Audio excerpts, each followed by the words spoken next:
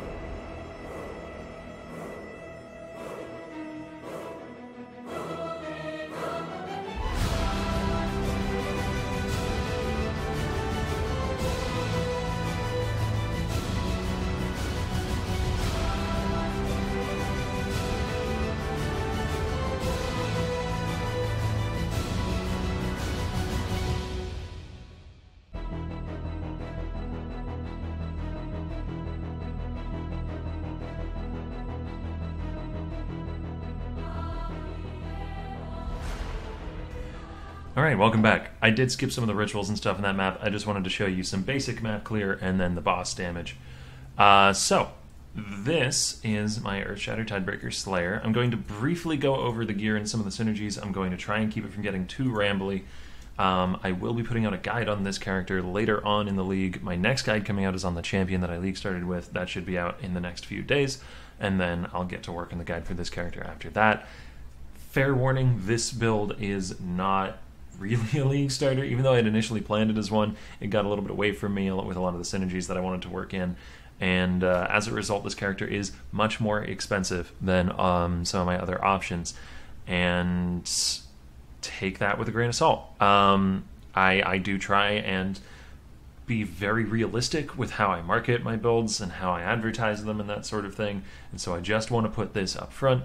This character is not cheap. You can do Earthshatter Slayer cheap, you can do Earthshatter cheap, you can do Slayer cheap individually. You can do all these different things. None of them are individually always expensive, but this particular character that I have built is built around some synergies that require some fairly expensive pieces of gear. So in order to get the level of performance that you see out of the character in that last clear, and particularly the damage on the Minotaur, yes, you probably will have to put in a decent amount of currency.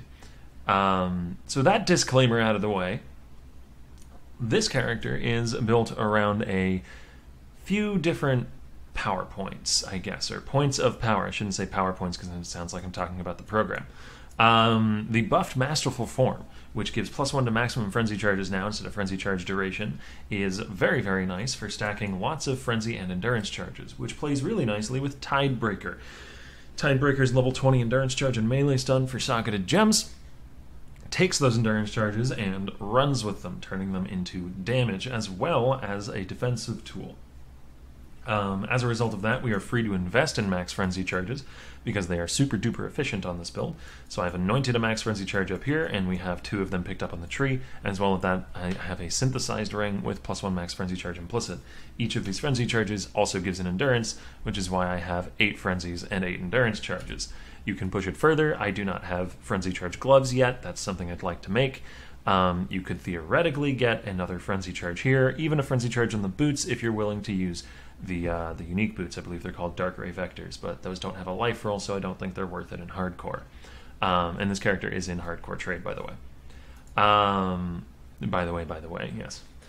Replica for Rules for is the other core piece that makes this build somewhat expensive. In hardcore trade, this is not nearly as expensive as it is in softcore trade, clocking in only at 8 to 9 exalts. When I purchased it, I believe it's up to 10 or 11 now, instead of 35 to 40, but is not cheap really regardless of where you buy it. It is quite rare and quite powerful. That, alongside some of the rather nice rares that I have, is what constitutes the majority of the price. But it's really the Ferrules Fur that's the issue. If you don't have access to the Ferrules Fur, the build is going to feel a lot worse in boss fights, as it's very difficult to find other sources to sustain frenzy charges in single target.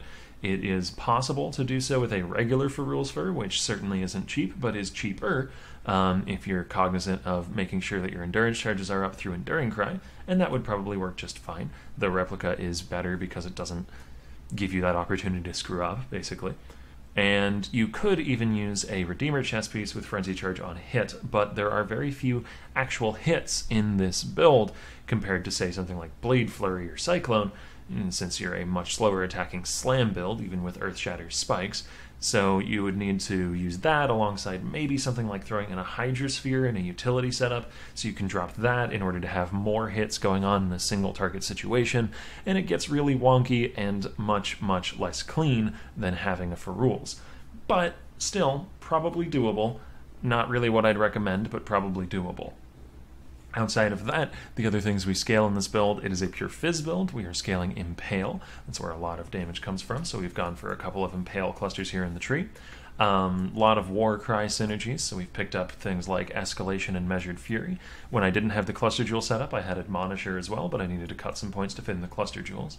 The Cluster Jewel setup, speaking of, is pretty important if you want to push the damage to the max, because you can get Overlord on a large Cluster Jewel, which gives you Fortify on hit with maces, scepters, and staves, and that means you can drop Fortify from your links and throw in melee physical damage, eventually awakened melee physical damage.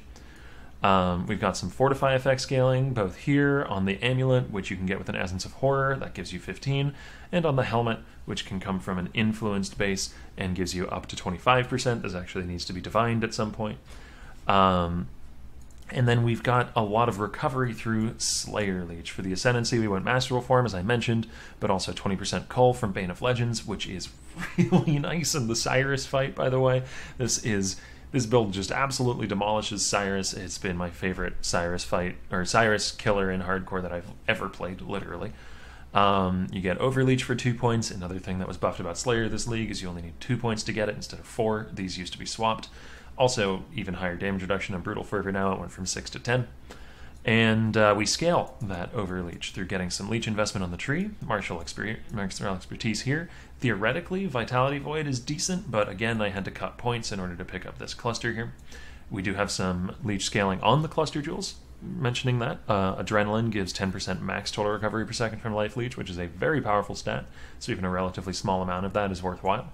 And on the belt, we've got life recovery rate that has been pushed a little further with some life quality catalysts.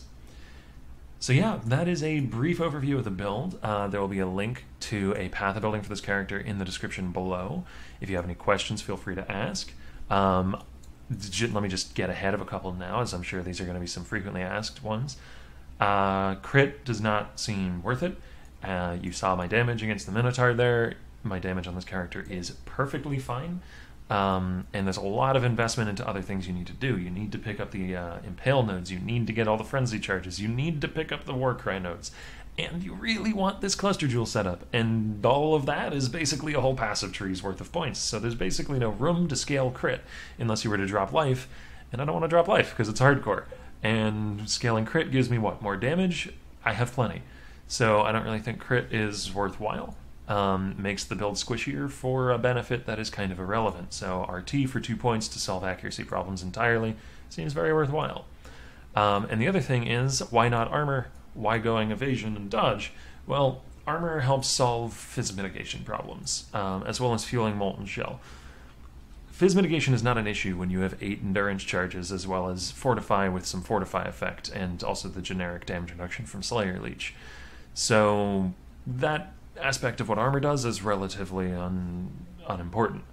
Then we consider the fact that it juices molten shell. Like, that's nice, but steel skin isn't bad, and I'm giving up the ability to go acro phase acro in order to actually scale armor. And acro phase acro alongside a dodge flask and, you know, a pair of dodge boots, which I have temple dodge boots, that's like 50% of hits don't do any damage to you. That's pretty darn impactful defensively. Add that to running blind from Flesh and Stone, being able to then use Wind Dancer really effectively, and then also scale some evasion through a Jade Flask and my gear, and more than 50%, something like 70% of attack hits are probably not connecting, maybe even more than that. That is really, really, really impactful. The character takes... I basically never see my health move while clearing unless I do something stupid like standing on bearer bombs or standing in a volatile or something like that. So the character is one of the most defensively capable ones I've played in a while. And besides, we want a path over here anyway because there's a frenzy charge there, and those are very, very valuable in this build. They scale damage twice over and defense the once. So I think it makes quite a lot of sense to go acro phase acro, and also quite a lot of sense not to go crit, which are two directions you might not have anticipated out of a build like this. But yeah, no, it does make sense in the end, in my opinion. But feel free to leave your thoughts in the comments below.